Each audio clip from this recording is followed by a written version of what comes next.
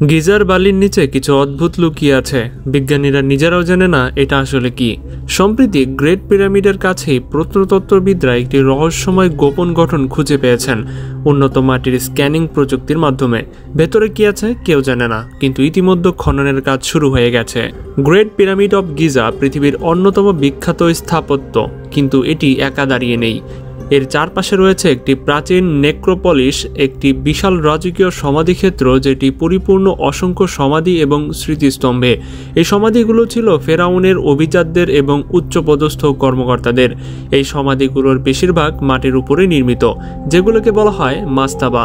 এগুলো চ্যাপ্টা ছাদের চৌকা আকৃতির সমাধি, চুনাপাথর বা মাটির ইটে তৈরি। দীর্ঘদিন ধরে এসব নিয়ে গবেষণা চলছে, কিন্তু আমরা জানি পুরনো সিনেমা দেখেই এই সমাধিগুলো মোটেও সাধারণ ছিল না। প্রতিটি মাস্তাবার নিচে থাকে গভীর উল্লেখ খাদ, যা নিয়ে যায় মাটির একদম সমাধি কক্ষে, যেখানে চিরতরে লুকিয়ে রাখা হয় অতীতকে। সম্প্রতি প্রত্নতত্ত্ববিদরা একটি অদ্ভুত খালি জায়গা খুঁজে পান এই কবরস্থানে। একেবারে অনাবিষ্কৃত একটি অঞ্চল, না আছে কোনো মাস্তাবা, না আছে কোনো দৃশ্যমান ধ্বংসাবশেষ, একেবারে ফাঁকা। অনেক বছর ধরেই তারা এই স্থানটি উপেক্ষা করে আসছিল, কিন্তু 2021 থেকে 2023 সালের মধ্যে তারা ঠিক করলেন এবার খোঁজ নিতে হবে। তবে মাটি খোঁড়েননি তারা ব্যবহার করেন এক ধরনের প্রযুক্তি যা মাটির নিচে এক্স রে করার মতো কাজ করে। এই রাডার প্রযুক্তির মাধ্যমে মাটির নিচে কি আছে তা দেখা যায়, আর ঠিক তখনই ধরা পড়ে বালির নিচে কিছু একটা আছে, কিছু একটা যা ইচ্ছাকৃতভাবে চাপা দিয়ে রাখা হয়েছে এবং ভুলে যাওয়া হয়েছে। এটি একটি দুই অংশের ভূগর্ভস্থ গঠন। এক অংশ অগভীর এবং এল আকৃতির, প্রায় 33 ফুট লম্বা এবং মাটির 6.5 ফুট নিচে অবস্থিত। কিন্তু তার নিচেই আছে আরও একটি রহস্যময় কাঠামো, এমন কিছু যা আশেপাশের কোনো কিছুর সঙ্গে মিল খায় না। তারা একে বলছে হাইলি রেসিস্টিভ অ্যানোমালি, মানে এটি খুব ঘন এবং শক্ত, সম্ভবত পাথর, বালি, এমনকি ধাতব পদার্থের তৈরি। কিন্তু এর ভেতরে কি আছে তা এখনো কেউ জানে না।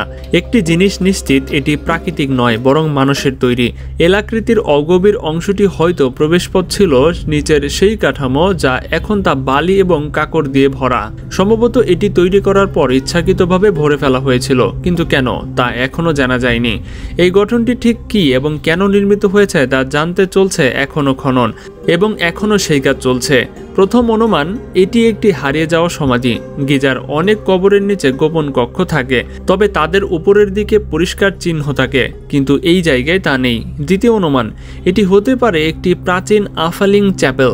এমন আকৃতির কিছু চ্যাপেল মিশরে তৈরি হয়েছিল, তবে সবগুলোই মাটির উপরে, মাটির নিচে এভাবে চাপা দেওয়া হয়নি কখনোই। আর তৃতীয় সম্ভাবনা হচ্ছে এটি এমন কিছু হতে পারে যা আগে কখনো দেখা যায়নি। এটি যদি সত্যি নতুন ধরনের কোনো গঠন হয়, তবে তা ফেরাউনের সমাধি নিয়ে আমাদের সব ধারণা পাল্টে দিতে পারে। কিন্তু নিশ্চিতভাবে জানার একটাই উপায়, আর সেটা হচ্ছে খনন, যেটা এখন দ্রুত গতিতে চালানো হচ্ছে। তবে বিপদও রয়েছে। গিজার এই প্রাচীন এবং ভঙ্গুর কাঠামোগুলো খুবই সংবেদনশীল। অতিরিক্ত চাপ বা ভুল পদক্ষেপে এগুলো চিরতরে ধ্বংস হয়ে যেতে পারে। তাই আমাদের এখন অপেক্ষা করা ছাড়া আর কিছুই নেই। গিজার এই সমাধিগুলো সবসময়ই ছিল রহস্যে ঘেরা, কিন্তু দুর্ভাগ্যজনকভাবে এসব রহস্যের অনেক কিছুই আর কখনো জানা সম্ভব হবে না, কারণ একদল নিরলস কবর ডাকাত করে যাচ্ছে। মিশরের এই সমাধিগুলো বানানো হয়েছিল অনন্তকালের জন্য দেহ রক্ষা করতে, কিন্তু তার মানে এই নয় চোরেরা হাত গুটিয়ে বসে থাকবে। প্রাচীনকাল থেকেই, অর্থাৎ ফেরাউনের যুগ থেকে চোরেরা এসব জায়গা হানা দিচ্ছে। গিজা, সাকারা, এমনকি ভ্যালি অব দ্য কিংস, সব জায়গায় বিখ্যাত সমাধিগুলো লুটপাট করা হচ্ছে। তারা শুধু চুরি করেনি, পুরো একটি সিস্টেম চালু করেছিল। গোপন সুড়ঙ্গ কাটা হতো ফাঁদ এড়ানোর জন্য। সমাধি নির্মাণ কর্মীদের ঘুষ বা ভয় দেখিয়ে তথ্য আদায় করত। সার্কোফাগাস ভেঙে ভেতরের সোনা, গয়না এবং মূল্যবান জিনিস লুটে নিত। যখন আধুনিক প্রত্নতত্ত্ববিদরা এই কবরগুলোতে পৌঁছান, তখন প্রায় সবই খালি ছিল। ফেরাউনেরা এতে বিরক্ত হয়ে পড়েন, তাই তারা নতুন পরিকল্পনা শুরু করে ভ্যালি অব দ্য কিংসের গোপন সমাধি নির্মাণ। বিশাল পাথরের দেয়ালের প্রবেশপথ বন্ধ, মিথ্যা দরজা, ফাঁদ, এমনকি দেয়ালে লেখা অভিশাপ সবই ব্যবহৃত হয়েছিল। তবুও তা কোনো কাজেই আসেনি। মাঝে মাত্র 100 বছরের মধ্যেই অধিকাংশ সমাধি লুট হয়ে যায়। এমনকি তুতেনখামেনের মতো বিখ্যাত ফেরাউন, তার কবর পর্যন্ত প্রাচীন যুগে 2 বার ভেঙে ফেলা হয়েছিল। কিছু ফেরাউন নিজের দেহ লুকাতে চেষ্টা করেছিল, রামসেস এর মতো অনেকেই গোপন স্থান করা হয়েছিল। কিন্তু চোরেরা শেষ পর্যন্ত জিতে যায়। তারা ছিল দক্ষ, সংগঠিত এবং প্রভাবশালী। এমনকি অনেক সময় তারাই এসব সমাধি নির্মাণের কাজ করত, জানতো কোথায় কি আছে। দরজা দিয়ে না পেরে দেয়াল, মেঝে, ছাদ ভেঙে নিচে ঢুকে পড়তো এবং দ্রুত কাজ করত। সমাধি সিল করার কয়েক বছরের মধ্যেই সবকিছু গায়েব হয়ে যেত। এই যে পাশে অবস্থিত ফুকুর পিরামিড, এটাও বহু বছর আগে লুট হয়ে গেছে। শুধু একটি খালি গ্রানাইট বক্স পড়েছিল যেখানে সার্কোফাগাস থাকার কথা ছিল। তবে শুধু স্বর্ণ বা গহনা নয়, এসব চুরির ফলে ইতিহাসও চুরি হয়ে যায়।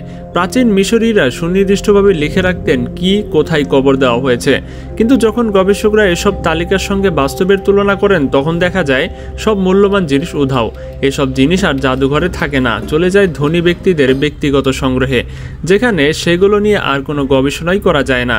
তাই কিছু দেশ এবার আইন করেছে নিজেদের ইতিহাস ফিরিয়ে আনতে। ইতালিতে প্রাচীন রোমান কোনো বস্তু থাকলে মালিককে প্রমাণ করতে হয় তিনি সেটা কিভাবে পেলেন। চীন সক্রিয়ভাবে চুরি হওয়া বস্তু ফেরত আনার চেষ্টা করছে।